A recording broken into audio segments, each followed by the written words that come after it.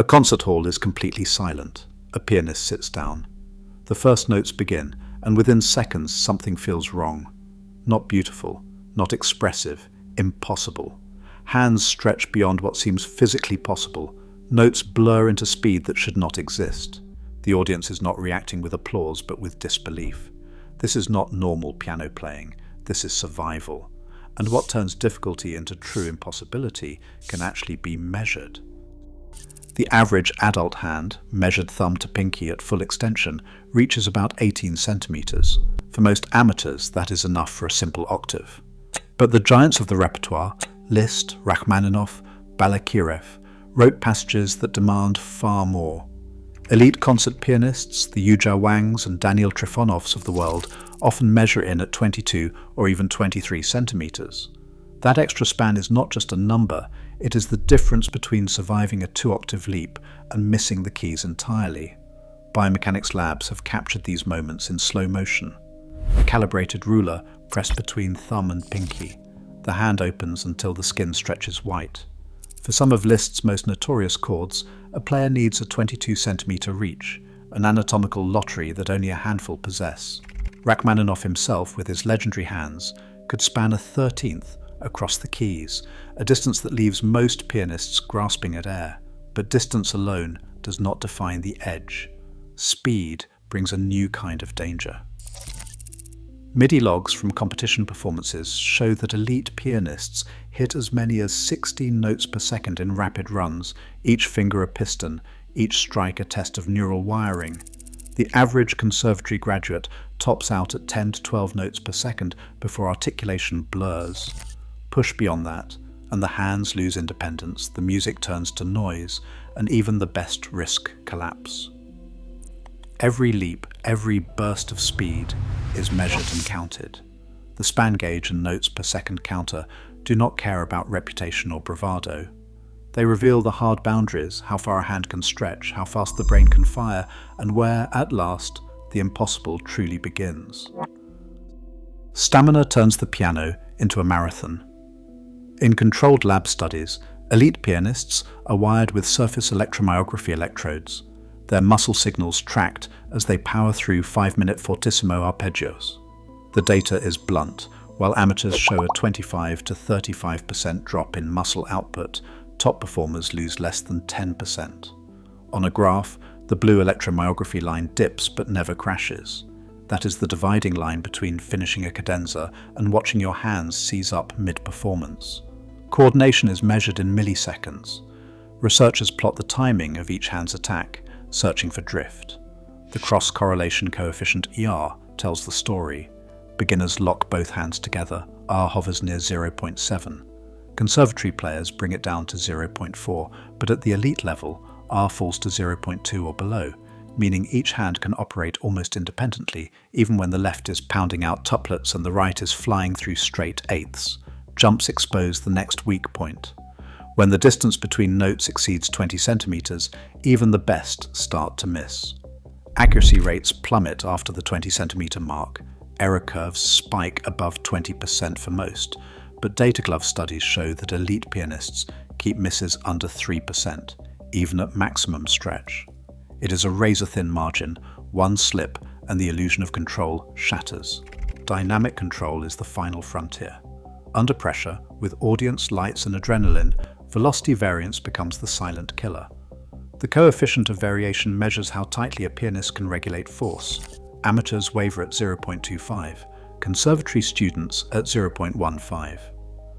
The best land at 0.08 or less, holding tone and color steady even as heart rates soar.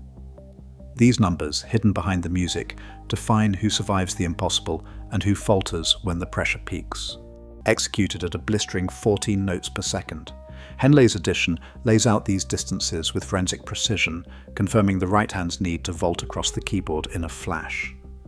Contemporary critics called it a miracle of acrobatics, while Liszt's own students whispered about strained tendons and hands pushed to their breaking point. The spectacle was as much about survival as brilliance. Chopin's Opus 10 No. 1, the Waterfall Étude, offered another kind of trial.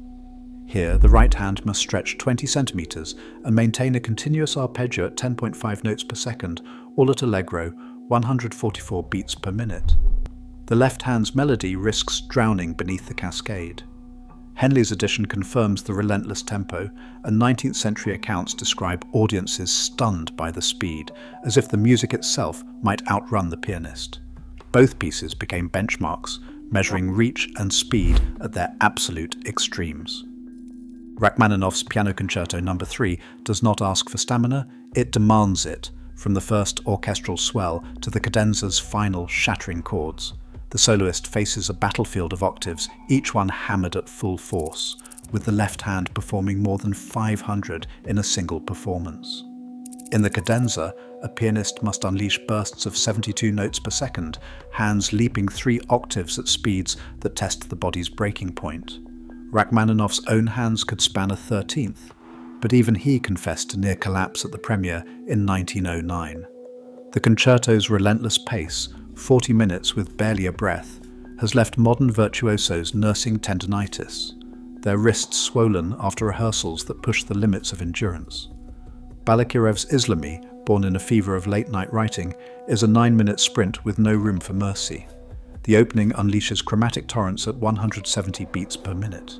By the coda, the right hand must vault 3 octaves in a single motion, again and again, with accuracy rates that plummet for all but the most elite.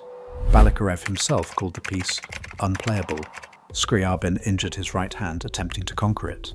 Both works are more than music. They are stress tests for the human machine, where a single slip can end a career. The Russian repertoire does not forgive. It only asks how much more can you take.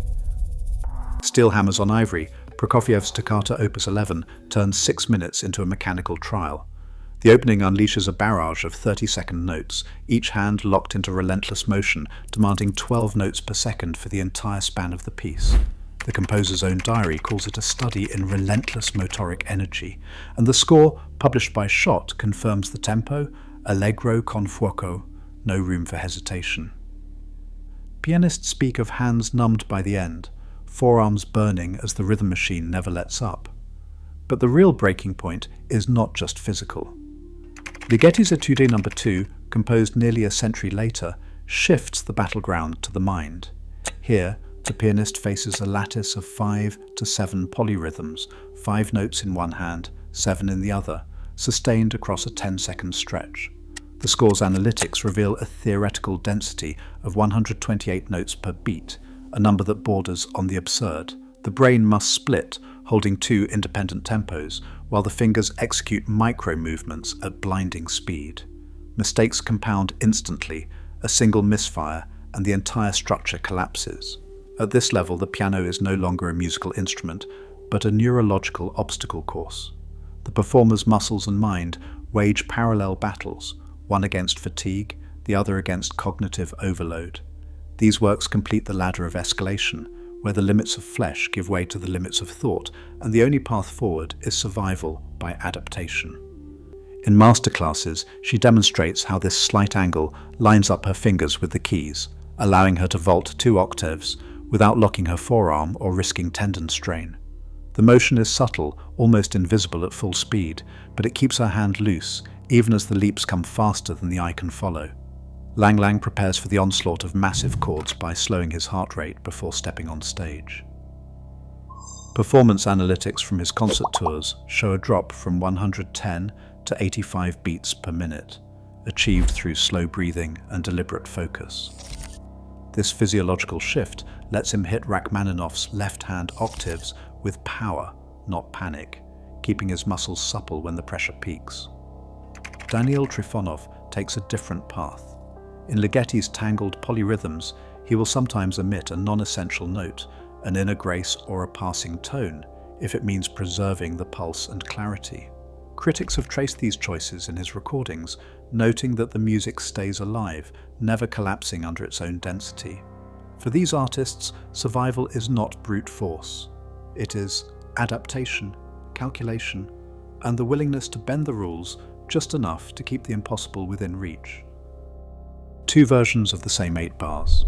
In the first, each note lands with mechanical precision, every leap, every run, exactly as written.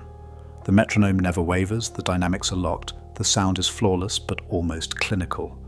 In the second the same passage breathes, the pulse stretches and contracts, a phrase lingers just a fraction longer, a single note bends under the weight of a memory or a sudden rush of adrenaline.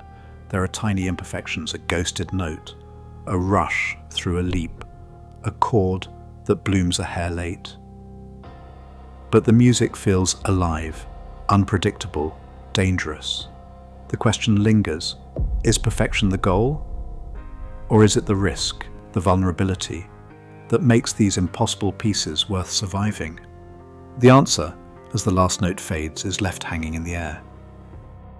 Even now, new works push pianists past their limits, where control verges on collapse and music risks becoming impossible noise. Every performance remains a battle between mastery and surrender. That struggle endures, because the edge of impossibility is where art and humanity prove themselves. What would you risk to reach it?